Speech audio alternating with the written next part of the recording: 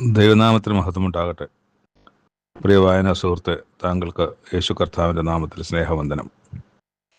ഇന്ന് നവംബർ 3, ഒന്നാമത്തെ വായനാ ഭാഗം 2 ദിനവൃത്താന്തം 32-ാം അധ്യായം. അവിടെ നമ്മൾ കഴിഞ്ഞ അധ്യായത്തിൽ കണ്ട ദൈവാലയത്തെ ശുശ്രൂഷ സംബന്ധിച്ചും ഒക്കെ ഇസ്രായേലിലെയും യഹൂദായിലെയും ജനത്തെ കൂട്ടിവരുത്തി അവർ ചെയ്തതും ശേഷം ദേവാലയത്തിലെ ക്രമീകരണങ്ങൾ, പാട്ടുപാടുന്നതായാലും ആലയത്തിൻ്റെ ശുശ്രൂഷകളിലായാലും പുരോഹിത പ്രവൃത്തികളിലായാലും കാവൽക്കാരിലായാലും സംഗീതക്കാരിലായാലും എല്ലാം ചെയ്യേണ്ട പ്രവൃത്തികളൊക്കെയും ചെയ്ത് കൃതാർത്ഥനായി എന്നാണ് നമ്മൾ വായിച്ചത്. എന്നാൽ 32-ാം അധ്യായത്തിൽ ഈ കാര്യങ്ങളും ഈ വിശ്വസ്ത പ്രവൃത്തിയും കഴിഞ്ഞ ശേഷം, അപ്പോൾ ഇതൊക്കെ കഴിഞ്ഞ ശേഷം അശൂർ രാജാവായ സൻഹെരീബ് വന്ന് യഹൂദയിൽ കടന്ന് ഉറപ്പുള്ള പട്ടണങ്ങളെ നിരോധിച്ചു. അപ്പോൾ ഈ നിരോധനം എന്ന് നമ്മൾ ഇന്ന് കാണുന്ന ഉപരോധം, നിരോധനം എന്നൊക്കെ പറയുന്നത്, അങ്ങനെ നിരോധിച്ചു കഴിഞ്ഞാൽ ആ നിരോധിക്കപ്പെട്ടിരിക്കുന്ന ആ ചുറ്റും ഉള്ള ഒരു പ്രദേശത്ത് നിന്ന് പുറത്തേക്ക് കടക്കാനോ അകത്തേക്ക് കടക്കാനോ പറ്റത്തില്ല. വ്യാപാരികൾക്ക് അകത്തോട്ട് വരാനോ ഇവിടുന്ന് അങ്ങോട്ട് പുറത്തോട്ട് പോകാനോ കഴിയില്ല. അങ്ങനെ ആ ദേശത്ത് ആവശ്യമായ പല സാധനങ്ങളും പുറത്തു നിന്ന് വരില്ല. അവിടെ ഉള്ളത് കൊണ്ടൊക്കെ തന്നെ തൃപ്തിയായി കഴിയണം. അങ്ങനെ കുറേ നാൾ കഴിയുമ്പം ക്ഷാമം ഉണ്ടാകാനുള്ള സാധ്യതയുണ്ട്. അങ്ങനെ ക്ഷാമം പല സ്ഥലങ്ങളിലും മുമ്പുണ്ടായിട്ടുണ്ട്. അപ്പം അതാണ് ഈ ഉപരോധത്തിൻ്റെ അല്ലെങ്കിൽ നിരോധനത്തിൻ്റെ ഒരു പിന്നീടുണ്ടാകുന്ന ഫലം, അതിൻ്റെ റിസൾട്ട് എന്ന് പറയുന്നത്. അപ്പം ഇത് കണ്ടപ്പോഴത്തേക്ക് സൻഹെരീബ് പട്ടണത്തിനകത്ത് വന്നിട്ടില്ല, പട്ടണങ്ങൾക്കകത്ത് വന്നിട്ടില്ല, പുറത്താണ് അവർ ഈ നിരോധനം ചെയ്തിരിക്കുന്നത്. അപ്പോഴത്തേക്ക് ഹിസ്കിയാവ് ഇത് മനസ്സിലാക്കിയിട്ട് പട്ടണത്തിലേക്കുള്ള ഉറവുകളൊക്കെ വെള്ളം നിർത്തിക്കളയേണ്ടതിന് അതിന് വേറെ വഴിക്കൊക്കെയും വിട്ടു. അതിനെ തോടൊക്കെ അടച്ചു കളഞ്ഞു, അതിൻ്റെ തോടുമൊക്കെ അടച്ചു കളഞ്ഞു. അപ്പോൾ ഇവിടെ വരുമ്പോൾ ഇത്രയും വെള്ളമൊക്കെ ഇവിടെ ഉണ്ട്, ഇത്രയും ഒക്കെ സമൃദ്ധിയാണ്, ഇവിടുത്തെ കാര്യമൊന്നും അറിയണ്ടെന്ന് വിചാരിച്ചാൽ അതൊക്കെ ചെയ്യും. അപ്പോൾ ഇവർ പുറത്ത് ഉപരോധം അല്ലെങ്കിൽ നിരോധനം ചെയ്തിരിക്കുന്ന സമയത്ത് ഈ പട്ടണത്തിനകത്ത് നഗരത്തിൻ്റെ മില്ലോവിൻ്റെ കേടുപാട് തീർക്കുന്നു, കുന്തം പരിച മറ്റൊക്കെ കൂട്ടുന്നു, പടനായകന്മാരെ നിയമിക്കുന്നു. അപ്പോൾ ഈ വലിയൊരു ക്രമീകരണം, യുദ്ധത്തിനായിട്ട് ഉള്ളൊരു ക്രമീകരണം രാജ്യത്തിനകത്ത്, പട്ടണങ്ങൾക്കകത്ത് നടത്തിയെടുത്തു ഈ ഹിസ്കിയാ രാജാവ്. എന്നിട്ട് ജനത്തോട് പറഞ്ഞു, നിങ്ങൾ ഭ്രമിക്കരുത്, ഭയപ്പെടരുത്, അവനോട് കൂടെ ഉള്ളതിനും വലിയൊരുവൻ നമ്മളോട് കൂടെയുണ്ട്. അവനോട് കൂടെ ശരീരങ്ങൾ മാത്രമേ ഉള്ളൂ, മാംസഭുജമേ ഉള്ളൂ. നമ്മളോട് കൂടെയോ നമ്മളെ സഹായിപ്പാനും നമ്മുടെ യുദ്ധങ്ങളെ നടത്തുവാനും നമ്മുടെ ദൈവമായ യഹോവ നമ്മളോട് കൂടെ ഉണ്ടെന്ന് പറഞ്ഞു. അപ്പോൾ ഇത് പറയുകയും അങ്ങനെ ഈ ഹിസ്കിയാ രാജാവ് പറയുമ്പോൾ ജനം യഥാർത്ഥത്തിൽ ഈ ഹിസ്കിയാവിൻ്റെ വാക്കുകളിൽ ആശ്രയിച്ചു, എന്ന് പറഞ്ഞാൽ ദൈവത്തിൽ ആശ്രയിച്ചു. ശേഷം ഈ അശൂർ രാജാവ് സൻഹെരീബും അവനും അവനോട് കൂടെ സൈന്യമൊക്കെ ലാഖീഷിൻ്റെ ആണ് ഉണ്ടായിരുന്നത്. ചില ദാസന്മാരെ യെരുശലേമിലേക്ക് ഹിസ്കിയാവിൻ്റെയും ഒക്കെ അടുത്തേക്ക് അവർ പറഞ്ഞയച്ചു. അവിടെ വന്ന് അവർ പറയുന്നത്, നിങ്ങൾ ഈ നിരോധം സഹിച്ച് പാർക്കുന്നത് എന്തിനാണ്? നിങ്ങൾ എന്താശ്രയിച്ചിട്ടാണ് ഇത് ചെയ്യുന്നത്? നമ്മുടെ ദൈവമായ യഹോവ നമ്മെ അശൂർ രാജാവിൻ്റെ കയ്യിൽ നിന്ന് വിടുവിക്കുമെന്ന് ഹിസ്കിയാവ് പറയുന്നത് കൊണ്ട് നിങ്ങൾ അതിൽ വിശ്വസിച്ച് ജീവിച്ചാൽ നിങ്ങൾ വിശപ്പും ദാഹവും കൊണ്ട് ചാകുകയാണ് ചെയ്യാൻ പോകുന്നത്. അതുകൊണ്ട് നിങ്ങൾ മനസ്സിലാക്കേണ്ടത്, ഈ അശൂർ രാജാവ് മുമ്പ് പോയ ഏതെങ്കിലും ദേശങ്ങളിൽ നിന്ന് തോറ്റിട്ടുണ്ടോ എന്ന് മനസ്സിലാക്കണം. എല്ലായിടത്തും ഒരു ജയമാണ് കിട്ടിയത്.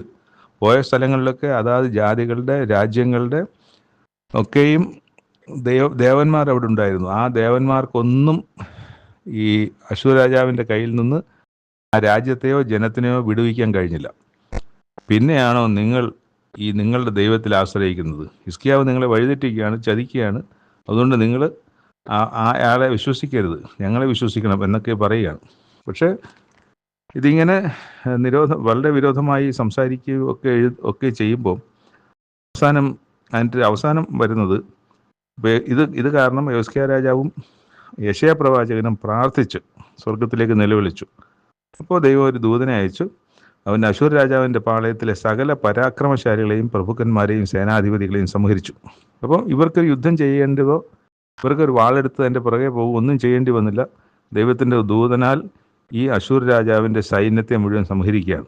അതുകൊണ്ട് സൻഹെരീബിന് എന്ത് പറ്റി? സൻഹെരീബ് വളരെ നാണിച്ച് സ്വദേശത്തേക്ക് പോയി.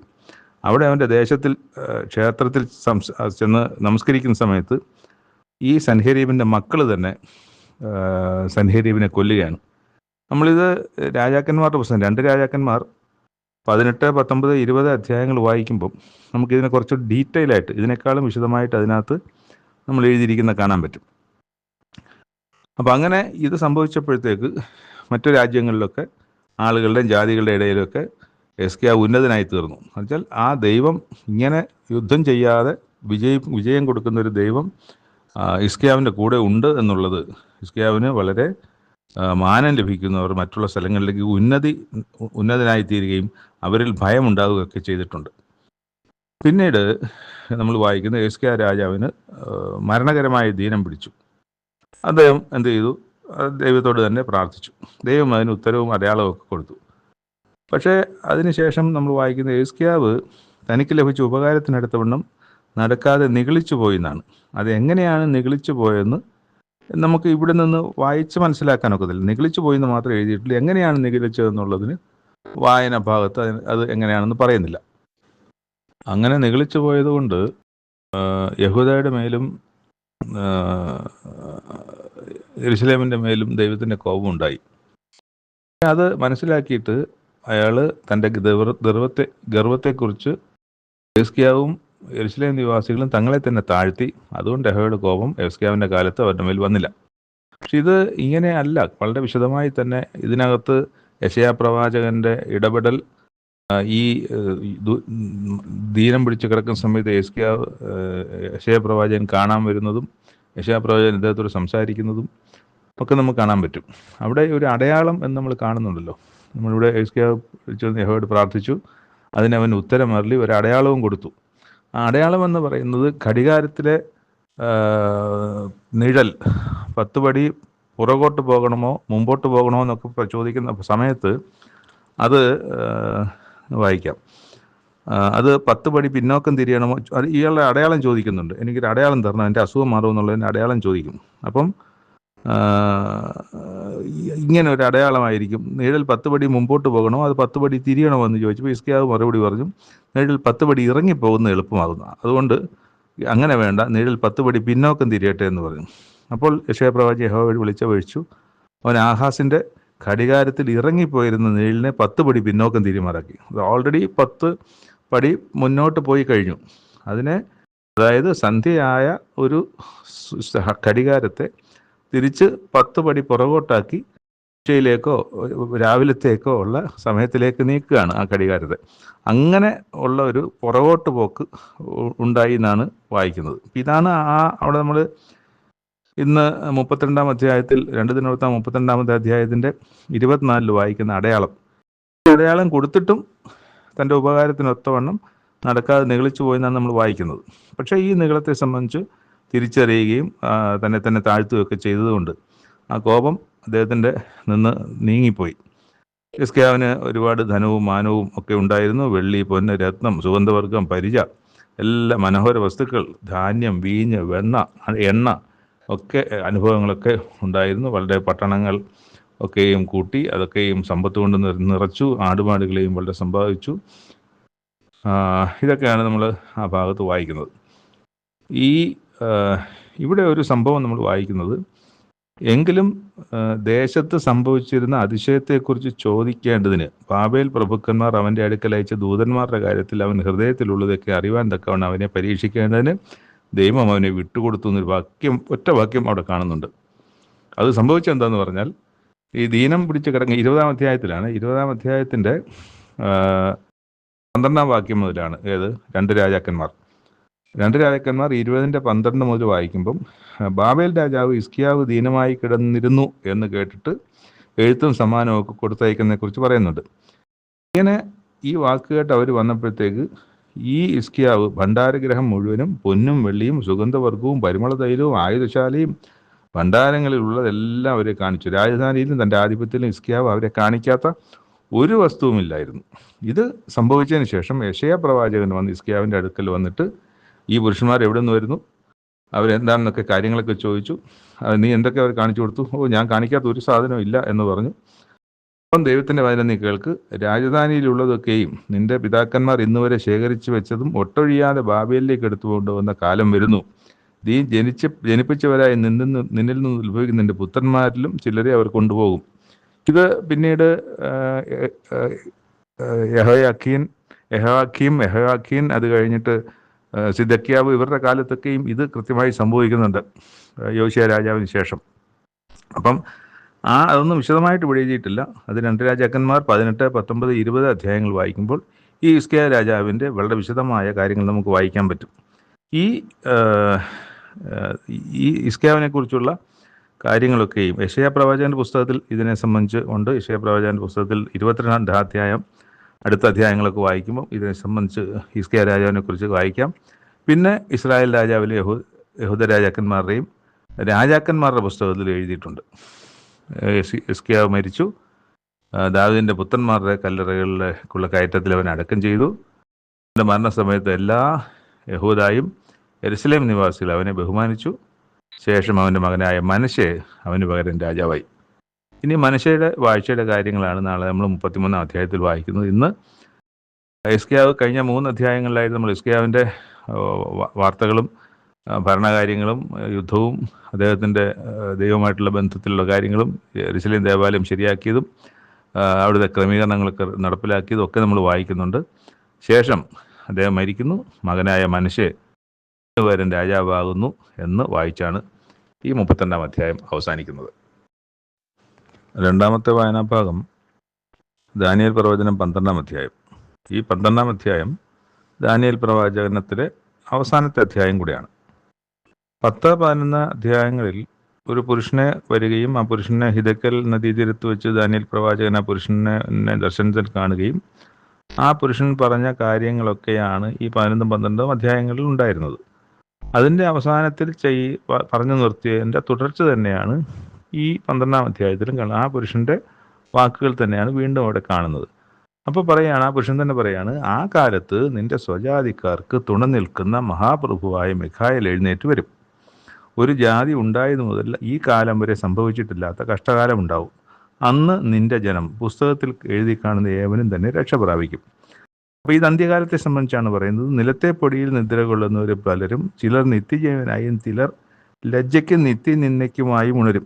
അപ്പം മരിച്ചവരിൽ നിന്ന് ഉയർത്തെഴുന്നേൽക്കുന്നവരിൽ നിത്യജീവൻ പ്രാപിക്കുന്നവരും നിത്യലജ്ജയ്ക്കായിട്ട് ഉയർത്തെഴുന്നേൽക്കുന്നവരും ഉണ്ടാകുമെന്നാണ്. അതായത് നിത്യജീവൻ പ്രാപിക്കുന്നവരും നിത്യമായ നാശത്തിലേക്ക് പോകുന്നവരും 2 കൂട്ടരും ആ എഴുന്നേൽക്കുന്നവരുണ്ടാകുമെന്നാണ്.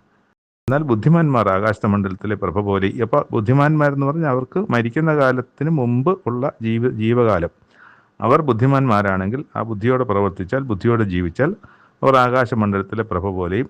അപ്പോൾ ഈ ബുദ്ധിമാന്മാരെന്ന് പറഞ്ഞാൽ മരിച്ചതിന് ശേഷം ഉയർത്തെഴുന്നേൽക്കുമ്പോൾ ബുദ്ധിമാനാകുന്നതല്ല, മറിച്ച് അവർ ഭൂമിയിൽ ജീവിച്ചിരിക്കുമ്പോൾ തന്നെ, മരണത്തിന് മുമ്പ് തന്നെ അവർ ബുദ്ധിയോടെ ജീവിച്ചാൽ അവർ ആകാശമണ്ഡലത്തിലെ പ്രഭ പോലെയും പലരെയും നീതിയിലേക്ക് തിരിക്കുന്നവർ നക്ഷത്രങ്ങളെപ്പോലെയും എന്നും എന്നേക്കും പ്രകാശിക്കും. ദാനിയേലിനോട് പ്രവാചകനോട് തുടർന്നും പറയാണ്, നീയോ ദാനിയേലേ, അന്ത്യകാലം വരെ ഈ പ്രവചനങ്ങളെ അടച്ച് പുസ്തകത്തിന് മുദ്രയിടുക. പലരും അതിനെ പരിശോധിക്കുകയും ജ്ഞാനം വർദ്ധിപ്പിക്കുകയും ചെയ്യും. അപ്പം നമ്മളും ഈ വായനയിലൂടെ ഈ പ്രവാചകന്റെ പുസ്തകവും മറ്റ് പല പുസ്തകങ്ങളും നമ്മളും ഇത് പരിശോധിക്കുകയാണ്. നമ്മളും ഇതിനെ പരിശോധിക്കുകയും നമ്മുടെ ജ്ഞാനം വർദ്ധിപ്പിക്കുകയും ചെയ്യുകയാണ്. എന്താണ് യഥാർത്ഥത്തിൽ ഇതിൽ പറഞ്ഞിരിക്കുന്നത്? ഇതൊക്കെ നമ്മൾ ജ്ഞാനം വർദ്ധിപ്പിച്ചുകൊണ്ടിരിക്കുന്ന ജോലിയാണ് നമ്മളിപ്പോഴും ചെയ്യുന്നത്. അനന്തരം ദാനിയേൽ എന്ന് ഞാൻ നോക്കിയപ്പോൾ 2 പേരെ കണ്ടു.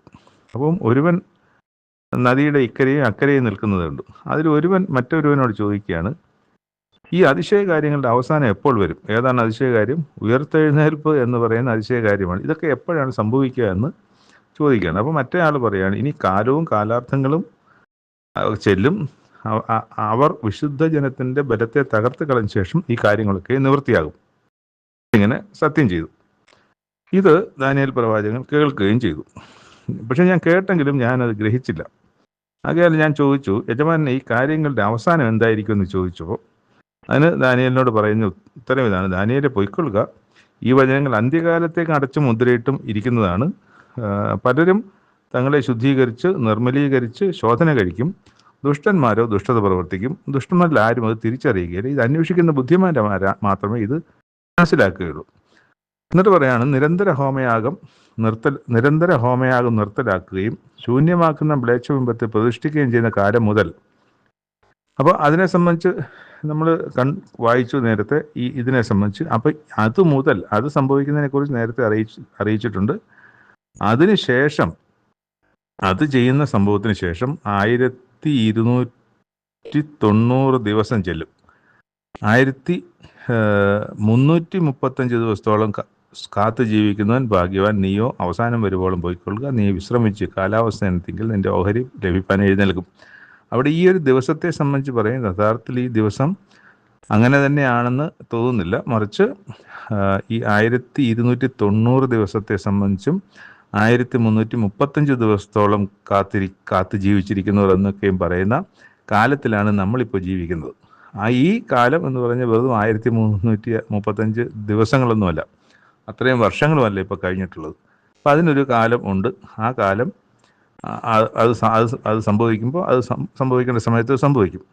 ഇവിടെ അവസാനം പറയുന്ന നീ വിശ്രമിച്ച് കാലാവസാനത്തിങ്കൽ നിന്റെ ഓഹരി ലഭിക്കാൻ എഴുന്നേറ്റ് വരുമെന്ന് പറയുന്നത് അത് ദാനിയേൽ പ്രവാചകന് മാത്രമല്ല, ദാനിയേൽ പ്രവാചകനെ പോലെ മരിച്ചിട്ട് അവസാനത്തിങ്കൽ ക്രിസ്തുവിൻ്റെ രണ്ടാം വരവെങ്കിൽ ഓഹരി പ്രാപിപ്പാൻ ദാനിയേൽ പ്രവാചകൻ ഉയർത്തെഴുന്നേറ്റ് വരുന്നത് പോലെ നമ്മളിൽ ഈ വിശ്വാസത്തിലായിരിക്കുന്ന എല്ലാവരും ഉയർത്തെഴുന്നേറ്റ് വരും. അത് അവരവരുടെ ഓഹരി പ്രാപിപ്പാനാണ്, ഓഹരി ലഭിക്കാനാണ്. അത് 2 ഓഹരിയാണുള്ളത്. ഒന്ന് നിത്യജീവൻ എന്ന് പറയുന്ന ഓഹരിയും, 2 നിത്യമായ മരണത്തിൽ. ഒരു മരണത്തിൽ നിന്നാണ് ഉയർത്തെഴുന്നേറ്റ് വന്നത്. രണ്ടാമത്തെ ഒരു മരണവും കൂടെ ലഭിച്ച് അത് എന്നേക്കുമായിട്ട് അയാൾ നശിച്ചു പോകുന്നൊരവസ്ഥയാണ്. അപ്പോൾ ഓഹരി രണ്ടും ഓഹരി തന്നെയാണ്. നന്മ ലഭിച്ചാലും തിന്മ ലഭിച്ചാലും അത് ഓഹരി തന്നെയാണ്. അത് അന്ത്യകാലത്ത് അത്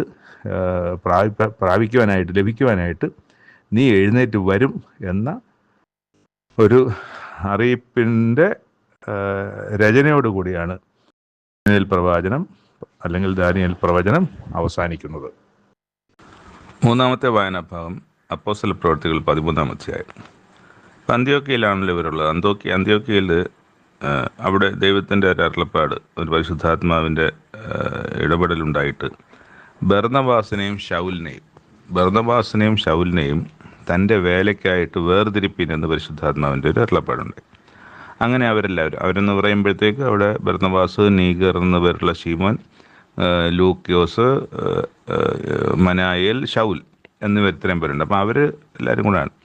അപ്പം അവർ ഈ 2 പേരെയും പ്രാർത്ഥിച്ച് ഉപവസിച്ച് അവരുടെ മേൽ കൈവച്ച് അവരെ യാത്രയ്ക്ക് പറഞ്ഞയച്ചു. അപ്പം ഇത് നമുക്ക് പൗലോസ് അപ്പോസ്തലൻ്റെ 1-ാമത്തെ മിഷണറി യാത്ര എന്ന് പറയുന്ന ഒരു ഭാഗമാണ്. മൊത്തം 3 യാത്രകൾ പൗലോസ് അപ്പോസ്തലൻ, ദീർഘമായ യാത്രകൾ, പല ദേശങ്ങൾ, പല രാജ്യങ്ങളിൽ കൂടെ കടന്നുപോയ 3 യാത്രകളുണ്ട്. ബൈബിളിൻ്റെ അവസാനത്തെ മാപ്പുകൾ കൊടുത്തിരിക്കുന്ന ഭാഗത്ത് 1-ാമത്തെ മിഷണറി യാത്ര, 2-ാമത്തെ മിഷണറി യാത്ര എന്ന് പറയുന്നിടത്ത് ഈ 1-ാമത്തെ മിഷണറി യാത്രയും കൂടെ എടുത്തു വെച്ചിട്ട് വായിച്ചാൽ നമുക്ക് ഈ സെലൂക്കിയിൽ വന്നതും അവിടെ നിന്ന് കപ്പൽ കയറി കുപ്രോസ് ദ്വീപിൽ പോയതും സലമീസിൽ ചെന്നതും ഈ സ്ഥലങ്ങളൊക്കെ നമുക്കിവിടെ കാണാൻ പറ്റും.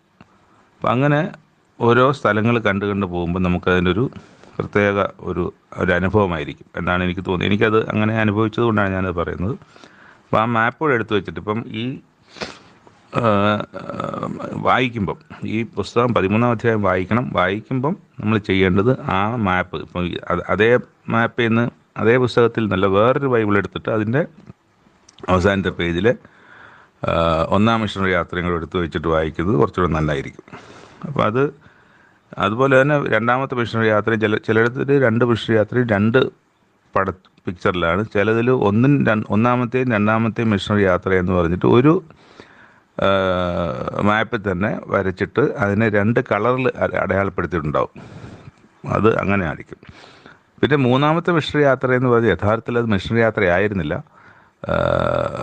വിചാരണയ്ക്കായിട്ട് കൈസറുടെ അടുത്തേക്ക് റോമിലേക്ക് പോകുന്ന യാത്രയായിരുന്നു. പക്ഷേ പൗലോസ് അതിനെ മിഷണറി യാത്രയാക്കി എന്നുള്ളതാണ്. പൗലോസ് അതിനെ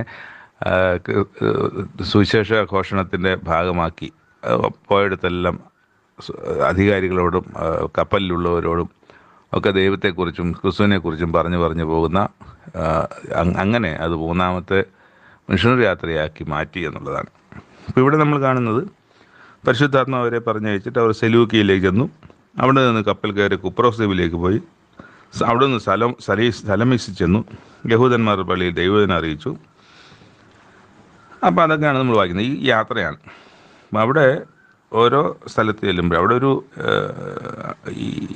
ഈ പറഞ്ഞ എവിടെയാണ് സലമീസ് അല്ലേ, സലമീസ്. അവിടെ എലീമാസ് എന്നൊരു വിദ്വാൻ, അയാളുടെ പേരതാണ്. അയാൾ ദേശാധിപതി വിശ്വാസം തടുത്തു കളയാൻ ശ്രമിച്ചു. അവിടെ ദേശാധിപതി വിശ്വസിച്ചു, ഈ പറയുന്ന പൗലോസ് പറയുന്നതൊക്കെ കാര്യങ്ങൾ വിശ്വസിച്ചു. അപ്പോൾ അത് ദേശാധിപതിയുടെ വിശ്വാസം തടുത്തു കളയാൻ ശ്രമിച്ചപ്പോൾ പൗലോസ് പറഞ്ഞു, സകല കപടവും സകല ധൂർത്തും നിറഞ്ഞവനെ, പിശാചിൻ്റെ മകനെ, സർവ്വനീതിയുടെയും ശത്രുവെ, കർത്താവിൻ്റെ വഴികളെ മറിച്ചു കളയുന്നത് നീ മതിയാക്കുന്നില്ലയോ? ഇപ്പോൾ കർത്താവിൻ്റെ കൈ നിൻ്റെ മേൽ വീഴും, നീ ഒരു സമയത്തേക്ക് സൂര്യനെ കാണാതെ കുരുടനായിരിക്കും എന്ന് പറഞ്ഞു. അപ്പോൾ പെട്ടെന്ന് അവന് അന്ധതയായിപ്പോയി, കണ്ണ് കാണാൻ പറ്റാതായിപ്പോയി.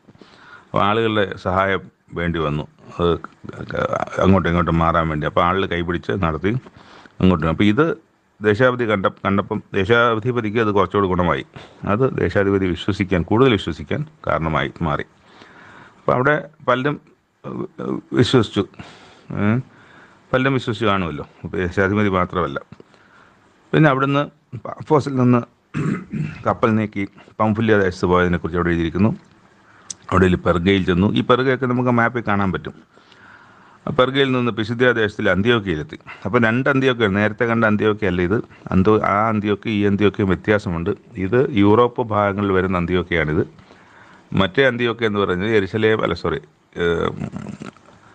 കനാൻ ദേശത്തിൻ്റെ അല്ലെങ്കിൽ ഇസ്രായേലിൻ്റെ നോർത്തേൺ ഭാഗത്ത് വരുന്ന അന്ത്യോക്യയാണ്. അപ്പോൾ 2 അന്ത്യോക്യയും വ്യത്യാസമുണ്ട്. ഇതും അതും ഒന്നാണെന്ന് വിചാരിക്കരുത്. അപ്പോൾ അവിടെ ഈ യാത്രയിൽ, ഒന്നാമത്തെ മിഷണറി യാത്രയിലാണ് ഈ പറഞ്ഞ അന്ത്യോക്യയിൽ, പിസിദ്യ ദേശത്തിലെ അന്ത്യോക്യയാണ്. പിസിദ്യ ദേശത്തിലെ അന്ത്യോക്യയിലെത്തി. ശബത്തുകളിൽ അവിടുത്തെ പള്ളിയിൽ ചെന്ന് ഇരുന്നു. ന്യായപ്രമാണമൊക്കെ വായിച്ചു തന്നപ്പം അവിടുത്തെ സഹോദരങ്ങൾ അല്ലെങ്കിൽ ആളുകൾ വന്നു, സഹോദരന്മാരെ, നിങ്ങൾക്ക് ജനത്തോട് പ്രബോധനം വല്ലതും ഉണ്ടെങ്കിൽ പറവാൻ പറഞ്ഞു. പൗലോസ് എഴുന്നേറ്റ് ആംഗ്യം കാട്ടി പറഞ്ഞു, ഇസ്രായേൽ പുരുഷന്മാരും ദൈവഭക്തന്മാരുമായുള്ളവരെ കേൾപ്പിൻ. അവിടുത്തെ യഹൂദ്യ പള്ളിയാണത്, ജാതികളുടെ പള്ളിയല്ല. അവിടെ ചെല്ലുന്നതല്ലേ ഉള്ളൂ. അവിടെ അവർക്ക് യഹൂദ്യ രീതി, അതായത് പണ്ടത്തെ രീതിയിലുള്ള ആരാധനയും കാര്യങ്ങളും വിശ്വാസവും എല്ലാ ആചാരങ്ങളുമുള്ള അവിടെയാണ് ക്രിസ്തുവിനെക്കുറിച്ച് സംസാരിക്കാൻ പോകുന്നത്. അപ്പോൾ അവിടെ ക്രിസ്തുവിനെക്കുറിച്ച് സംസാരിക്കാം. അപ്പോൾ അത് അങ്ങനെയാണ് പറയാൻ പോകുന്നതെന്നും പ്രസംഗിക്കാനുണ്ടോ എന്ന് ചോദിച്ചവർക്ക് ചിലപ്പോൾ അറിയണമെന്നൊന്നുമില്ല. എന്തായാലും അങ്ങനെ അവസരം കിട്ടി എന്നുള്ളതാണ് അവിടുത്തെ പ്രധാന കാര്യം. അവിടെ ഇസ്രായേൽ ജനത്തിൻ്റെ ദൈവം നമ്മുടെ പിതാക്കന്മാരെ തിരഞ്ഞെടുത്തു. ആരെയാണ്? അബ്രഹാമിന്, ഇസ്ഹാക്കിന്, യാക്കോബിന് തൊട്ടുള്ള കാര്യങ്ങളെക്കുറിച്ചാണ് അവിടെ പറഞ്ഞു തുടങ്ങുന്നത്. മിസ്രൈം ദേശത്തിലെ പ്രവാസകാലത്ത് ജനത്തെ വർദ്ധിപ്പിച്ചു. വലിയ ദീർഘമായ കാലയളവ് ഒരു വാക്യങ്ങൾക്കെത്തി. ഇസ്രായേൽ ജനത്തിൻ്റെ ദൈവം നമ്മുടെ പിതാക്കന്മാരെ തിരഞ്ഞെടുത്തു. അത് കഴിഞ്ഞ് എത്രയോ നാൾ കഴിഞ്ഞാണ് മിസ്രൈം ദേശത്തിലെ കാര്യം വരുന്നത്. മിസ്രൈമിലെ പ്രവാസകാലത്ത് ജനത്തെ വർദ്ധിപ്പിച്ചു. അപ്പോൾ അത് 430 വർഷത്തെ കാലമുണ്ട്. അവിടെ നിന്ന് ഭുജവീര്യം കൊണ്ട് അവിടെ നിന്ന് പുറപ്പെടുവിച്ചു. മരുഭൂമിയിൽ 40 വർഷത്തോളം അവരുടെ സ്വഭാവം സഹിച്ചു. പിന്നെ 40 വർഷം കൂടെ പോയി കനാൻ ദേശത്തിലെത്തി. അവിടുത്തെ ജാതികളെയൊക്കെ ഒടുക്കി ദേശം വിഭജിച്ചു. അങ്ങനെ ഏകദേശം 450 വർഷം കഴിഞ്ഞു എവിടെ? കനാൻ ദേശത്ത്. അതിനുശേഷം ശമൂവേൽ പ്രവാചകന്മാർ വരെ. അപ്പോൾ ശമൂവേലിനെ പ്രവാചകനായിട്ട് നമ്മൾ കാണുന്നത് ന്യായാധിപതിമാരിൽ അവസാനത്തെ ന്യായാധിപതിയാണ് ഈ ശമൂവേൽ എന്ന് പറയുന്നത്. അപ്പോൾ 13 ന്യായാധിപതിയുമല്ല, അതിൽ അവസാനത്തെ ന്യായാധിപതിയാണ് ശമൂവേൽ ന്യായാധിപതിയുമാണ്, അതുപോലെ തന്നെ ദർശകനാണ്, അതുപോലെ തന്നെ പുരോഹിതനുമാണ്, പ്രവാചകനുമാണ്. ഇങ്ങനെയൊക്കെയുള്ള പല റോളിൽ ഇരുന്ന ഒരു ആദ്യത്തെ പ്രവാചകനുമാണ്. അപ്പോൾ ആ കാലത്ത് ഒരു രാജാവിനെ ചോദിച്ചു. ബെന്യാമീൻ ഗോത്രക്കാരനായ ശൗലിനെ ആദ്യം കൊടുത്തു. അത് കഴിഞ്ഞ് ശൗലിനെ നീക്കിയിട്ട് 40 ആണ്ടേ കൊടുത്തു എന്നാണ് അവിടെ എഴുതിയിരിക്കുന്നത്. ശൗലിനെ 40 ആണ്ടേ കൊടുത്തു. അത് വേറൊരു സ്ഥലത്ത് നമുക്ക് കാണാനൊക്കത്തില്ല. 40 വർഷത്തേക്കാണ് ശൗലിനെ രാജാവാക്കി ദൈവം കൊടുത്തു എന്നവിടെ എഴുതിയിട്ടുണ്ട്. എന്നിട്ട് 2 വർഷം കഴിഞ്ഞപ്പോഴത്തേക്ക് ദാവീദിന് അവനെ നീക്കേണ്ടി വന്നു. 2 വർഷമേ ഭരിച്ചുള്ളൂ. അവനെ നീക്കിയിട്ട് ദാവീദിനെ അവർക്ക് രാജാവായി കൊടുത്തു. ഞാൻ ഇശായിയുടെ മകനായ ദാവീദിനെ എനിക്ക് ബോധിച്ചൊരു പുരുഷനായി കണ്ടു, അവൻ എൻ്റെ ഹിതം എല്ലാം ചെയ്യും എന്നവനെക്കുറിച്ച് സാക്ഷ്യം പറഞ്ഞു. ദൈവം സാക്ഷ്യം പറഞ്ഞു, അല്ലെങ്കിൽ ദൈവത്തിൻ്റെ ദൂതൻ സാക്ഷ്യം പറഞ്ഞു, ദൈവത്തിൻ്റെ ആത്മാവ് സാക്ഷ്യം പറഞ്ഞു. എന്നിട്ട് നേരെ ദാവീദ് കഴിഞ്ഞിട്ട് നേരെ ഇങ്ങനെ യേശുക്രിസ്തുവിലേക്ക് വരണം. അവൻ്റെ സന്തതിയിൽ നിന്ന് ദൈവം വാഗ്ദത്തം ചെയ്തതുപോലെ ഇസ്രായേലിന് യേശു എന്ന രക്ഷാപിതാവിനെ കൊടുത്തു ആയി. അപ്പോൾ അതുവരെ അവർക്ക് അറിയുന്ന കാര്യങ്ങളാണ്. അവിടെയുള്ള യഹൂദന്മാർക്ക് അറിയുന്ന കാര്യമാണ് ദാവീദിൻ്റെ കാര്യമൊക്കെ. അവിടെ നിന്ന് പിന്നെ ഇങ്ങോട്ട് ഒരുപാട് കാര്യങ്ങൾ അറിയാം. പക്ഷെ അവിടെ നേരെ യേശുവിലേക്ക് വരികയാണ്. അവൻ്റെ സന്തതിയിൽ നിന്ന് ദൈവം വാഗ്ദത്തം ചെയ്തതുപോലെ ഇസ്രായേലിന് യേശു എന്ന രക്ഷിതാവിനെ കൊടുത്തു. അവൻ്റെ വരവിന് മുമ്പേ യോഹന്നാൻ സ്നാപകൻ ഇസ്രായേൽ ജനത്തിനൊക്കെ മാനസാന്തരത്തിൻ്റെ സ്നാനം പ്രസംഗിച്ചു. അപ്പോൾ അവിടെ ഞാൻ മിശിഹ അല്ല, അവൻ എൻ്റെ പിന്നാലെ വരുന്നുണ്ട്, അപ്പം മിശിഹായെ പോലെയൊക്കെയാണ് കാണുമ്പോൾ ആൾക്കാർക്ക് സംശയം തോന്നും, ഇതവനാണ് മിശിഹ എന്ന്. കാരണം വെച്ചാൽ അത്തരം കാര്യങ്ങളാണ്, സ്നാനം കഴിപ്പിക്കുകയും ഉപദേശങ്ങളും ഒക്കെ പറയുന്നതുകൊണ്ട് അങ്ങനെ വിചാരിച്ചു. പക്ഷേ ഇദ്ദേഹം തന്നെ, യോഹന്നാൻ സ്നാപകൻ തന്നെ പറഞ്ഞു, ഞാൻ മിശിഹ അല്ല, അപ്പോൾ മിശിഹ ഒരുവൻ എൻ്റെ പിന്നാലെ വരുന്നുണ്ട്, അവൻ്റെ ചെരുപ്പിൻ്റെ വാറഴിക്കാൻ ഞാൻ യോഗ്യനല്ല എന്നൊക്കെ പറയും. സഹോദരന്മാരെ, അബ്രഹാം വംശത്തിലെ മക്കളും അവരോട് ചേർന്ന് ദൈവഭക്തന്മാരുമായുള്ളവരെ നമുക്കാകുന്നു ഈ രക്ഷാവചനം അയച്ചിരിക്കുന്നത്. യെരുശലേം നിവാസികളും അവരുടെ പ്രമാണികളും അവനെയോ ശബത്ത് തോറും വായിച്ചു വരുന്ന പ്രവാചകന്മാരുടെ വചനങ്ങളെയോ തിരിച്ചറിയാതെ അവനെ ശിക്ഷയ്ക്ക് വിധിക്കിയാൽ അവയ്ക്ക് നിവൃത്തി വരുത്തി. അപ്പോൾ യേശുക്രിസ്തുവിനെ കൊന്നതിനെ സംബന്ധിച്ചാണ് അവിടെ പറയുന്നത്. ഒരു മരണകാര്യത്തിന് ഒരു കാരണവും ഇല്ലാഞ്ഞിട്ട് അവർ പീലാത്തോസിനോട് അവൻ്റെ മരണത്തിന് കുറിച്ച് ആവശ്യപ്പെട്ടു. അവനെക്കുറിച്ച് എഴുതിയിരിക്കുന്നതൊക്കെയും നിവൃത്തിയായ ശേഷം, അത് എഴുതിയിരിക്കുന്ന അങ്ങനെയാണ്, നിവൃത്തി എഴുതിയിരിക്കുന്നതൊക്കെ തികച്ച ശേഷം അല്ലെങ്കിൽ നിവൃത്തിയായ ശേഷം അവർ അവനെ മരത്തിൽ നിന്ന് ഇറക്കി ഒരു കല്ലറയിൽ വെച്ചു. ദൈവം അവനെ മരിച്ചവരിൽ നിന്ന് ഉയർത്തെഴുന്നേൽപ്പിച്ചു. അവൻ തന്നോടുകൂടി ഗലീലയിൽ നിന്ന് യെരുശലേമിലേക്ക് വന്നവർക്ക് ഏറിയ ദിവസം പ്രത്യക്ഷനായി. അപ്പോൾ ഇതൊക്കെ തൊട്ട് മുമ്പ് നടന്ന കാര്യങ്ങളാണ്, ആ നൂറ്റാണ്ടിൽ തന്നെ നടന്ന കാര്യങ്ങളാണ് ഈ പറയുന്നത്. പക്ഷെ ഇത് പറയുന്ന ആരാണ്? പൗലോസല്ലേ പറയുന്നത്. അപ്പോൾ പൗലോസ് ഈ പറയുന്ന കാര്യം പൗലോസ് കണ്ടിട്ടില്ല. പൗലോസ് ആ കാലത്ത് അവരുടെ കൂടെ ഇല്ലായിരുന്നു. പക്ഷേ പൗലോസ് ആ കാര്യത്തിൻ്റെ സത്യമാണ് അവരോട് അറിയിക്കുകയാണ്. ഏറിയ ദിവസം അവർക്ക് പ്രത്യക്ഷനായി. വന്നവർക്ക് ഗലീലയിൽ നിന്ന് വന്ന ആരാണ്? യേശുക്രിസ്തുവിൻ്റെ ശിഷ്യന്മാരും അമ്മയും ഒക്കെയാണ്. അവർക്ക് പല ദിവസങ്ങളിൽ ക്രിസ്തു പ്രത്യക്ഷനായി. അവർ ഇപ്പോൾ ജനത്തിൻ്റെ മുമ്പാകെ അവൻ്റെ സാക്ഷികളാകുന്നു, ക്രിസ്തുവിൻ്റെ സാക്ഷികളാകുന്നു. യേശുവിൻ്റെ ശിഷ്യന്മാർ പത്രോസും പിന്നെ യാക്കോബും യോഹന്നാനും ഒക്കെ അവൻ്റെ സാക്ഷികളാകുന്നു. എന്നിട്ട് പറയണം, ദൈവം പിതാക്കന്മാരോട് ചെയ്ത വാഗ്ദത്തം യേശുവിനെ ഉയർത്തെഴുന്നേൽപ്പിച്ചതിനാൽ മക്കൾക്ക് നിവർത്തിച്ചിരിക്കുന്നുവെന്ന് ഞങ്ങൾ നിങ്ങളോട് സുവിശേഷിക്കുന്നു. നീ എൻ്റെ പുത്രൻ, ഇന്ന് ഞാൻ നിന്നെ ജനിപ്പിച്ചിരിക്കുന്നു എന്ന് 2-ാം സങ്കീർത്തനത്തിൽ എഴുതിയിരിക്കുന്നുവല്ലോ. 2-ാം സങ്കീർത്തനം വായിച്ചാൽ ഈ വാക്യം അവിടെ കാണാം. ഇനി ദ്രവത്വത്തിലേക്ക് തിരിയാതെ വണ്ണം അവനെ മരിച്ചവരിൽ നിന്ന് എഴുന്നേൽപ്പിച്ചതിനെക്കുറിച്ച് ദാവീദിന്റെ സ്ഥിരമായുള്ള വിശുദ്ധ കൃപകളെ ഞാൻ നിങ്ങൾക്ക് നൽകും എന്ന് പറഞ്ഞിരിക്കുന്ന മറ്റൊരു സങ്കീർത്തനത്തിലും നിന്റെ പരിശുദ്ധനെ ദ്രവത്വം കാണുവാൻ നീ വിട്ടുകൊടുക്കുകയില്ല എന്ന് പറയുന്ന കാര്യത്തെക്കുറിച്ചൊക്കെ അവിടെ പറയുന്നുണ്ട്. അപ്പം എന്നിട്ട് പറയുകയാണ്, ദാവീദ് തൻ്റെ തലമുറയിൽ ദൈവത്തിൻ്റെ ആലോചനയ്ക്ക് ശുശ്രൂഷ ചെയ്ത ശേഷം നിദ്ര പ്രാപിച്ച് തൻ്റെ പിതാക്കന്മാരോട് ചേർന്ന് ദ്രവത്വം കണ്ടു. ദൈവം ഉയർത്തെഴുന്നേൽപ്പിച്ചവനോ ദ്രവത്വം കണ്ടില്ല, അതായത് ദ്രവിച്ചു പോയില്ല എന്നാണ്. ആകയാൽ സഹോദരന്മാർ, ഇവൻ മൂലം നിങ്ങളോട് പാപമോചനം അറിയിക്കുന്നു എന്നും മോശയുടെ ന്യായപ്രമാണത്താൽ നിങ്ങൾക്ക് നീതീകരണം വരുവാൻ കഴിയാത്ത സകലത്തിൽ നിന്നും വിശ്വസിക്കുന്ന ഏവനും ഇവനാൽ നീതീകരിക്കപ്പെടുന്നു എന്നും നിങ്ങൾ അറിഞ്ഞുകൊള്ളുവിൻ. ഹബക്കൂക്ക് 1:5 ഒരു പ്രവചനവും അവിടെ എടുത്തു പറഞ്ഞിട്ടുണ്ട്. നിന്നക്കാരെ നോക്കുവിൻ, ആശ്ചര്യപ്പെട്ട് നശിച്ചു പോകും. നിങ്ങളുടെ കാലത്ത് ഞാനൊരു പ്രവൃത്തി ചെയ്യുന്നു, നിങ്ങളോട് വിവരിച്ചാൽ നിങ്ങൾ വിശ്വസിക്കാത്ത പ്രവൃത്തി തന്നെ. അപ്പോൾ ഈ പ്രവൃത്തി ഇവിടെ പറയുമ്പോൾ വിശ്വസിക്കാൻ ബുദ്ധിമുട്ടാണ്. കാരണം അവർ ന്യായപ്രമാണത്തിൻ്റെ കാര്യമായിട്ട് നിൽക്കുന്ന ആളുകളാണ്. അപ്പം അതുകൊണ്ട് ചിലപ്പം വിശ്വസിക്കാൻ ബുദ്ധിമുട്ടാണ്. അപ്പോൾ അത് വിശ്വസിക്കാത്ത ഒരു പ്രവൃത്തി, യേശുക്രിസ്തുവിനെ സംബന്ധിച്ചുള്ള പ്രവൃത്തി എന്ന് പ്രവാചക പുസ്തകങ്ങളിൽ എഴുതിയിരിക്കുന്നത് ഭവിക്കാതിരിക്കാൻ നിങ്ങൾക്ക് സൂക്ഷിച്ചു കൊള്ളുവിൻ എന്ന് പറയാണ്. അവർ പള്ളി വിട്ട് പോകുമ്പം അടുത്ത ശബത്തിലും ഞങ്ങളോട് വന്ന് ഇത് സംസാരിക്കണമെന്നൊക്കെ പറഞ്ഞ് അവർ പിരിഞ്ഞു വന്ന് അന്നത്തെ പള്ളി. പിറ്റേ ശബത്തിൽ ഏകദേശം പട്ടണം മുഴുവൻ ദൈവവചനം കേൾപ്പാൻ വന്നുകൂടി. എന്നിട്ട് അവിടെയും പൗലോസും ബർന്നബാസും ധൈര്യം കൊണ്ട് അവിടെ പിന്നെ സംഭവം ഉണ്ടാകുന്നത്, യഹൂദന്മാരെ പുരുഷാരത്തെ കണ്ട് അസൂയ നിറഞ്ഞവരായി ദുഷിച്ചുകൊണ്ട് പൗലോസ് സംസാരിക്കുന്നതിന് എതിർ പറഞ്ഞു എന്നാണ് നമ്മൾ വായിക്കുന്നത്. അപ്പോൾ ഇവിടെ കഴിഞ്ഞ ആഴ്ചത്തെ പോലെ സ്മൂത്ത് ആയല്ല കാര്യങ്ങളിപ്പോൾ അവർ എതിർക്കുന്ന ആൾക്കാരവിടെ ഉണ്ടായി. അവർ പൗലോസിനെയും ഇവരെ എതിർത്തു. പൗലോസിന് പക്ഷേ അവർക്ക് ധൈര്യക്കുറവൊന്നും ഉണ്ടായിരുന്നില്ല, അവരെ പേടിച്ചിട്ടൊന്നുമില്ല. അവർ ധൈര്യത്തോടെ തന്നെ ദൈവവചനം ആദ്യം നിങ്ങളോട് പറയുന്ന ആവശ്യമായിരുന്നു. അതായത് യഹൂദരോട്, വിശ്വാസികളോട്, അല്ലെങ്കിൽ ഇസ്രായേൽ ജനത്തിനോട്, ദൈവജനത്തോട് പറയുന്ന ആവശ്യമായിരുന്നു. എന്നാൽ നിങ്ങൾ അതിനെ തള്ളി നിങ്ങളെ തന്നെ നിത്യജീവന് അയോഗ്യർ എന്ന് വിധിച്ചു കളയുന്നതിനാൽ ഇതാ ഞങ്ങൾ ജാതികളിലേക്ക് തിരിയുന്നു. അപ്പം അവിടെ വെച്ചാണ് ജാതികളിലേക്ക് തിരിയുന്നു എന്ന് പറഞ്ഞ് അവർ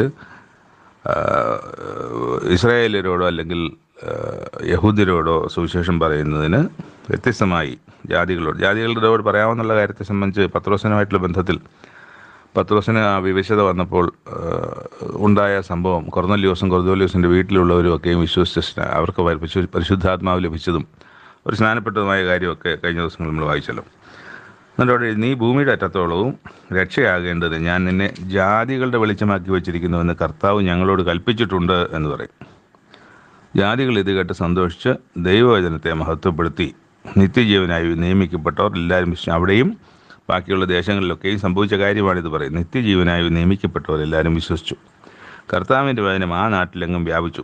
യഹൂദന്മാരോ ഭക്തിയുള്ള മാനസികമൊക്കെ ഇളക്കി ഇവർ രണ്ടുപേരെയും നാട്ടുകാരെയും ഒക്കെ ഇളക്കി ഇവർക്കെതിരെ ഉപദ്രവം ഉണ്ടാക്കി അവരെ തങ്ങളുടെ അതിരുകളിൽ നിന്ന് പുറത്താക്കി കളഞ്ഞു എന്നാണ് വായിക്കുന്നത്. അപ്പോൾ ഇത്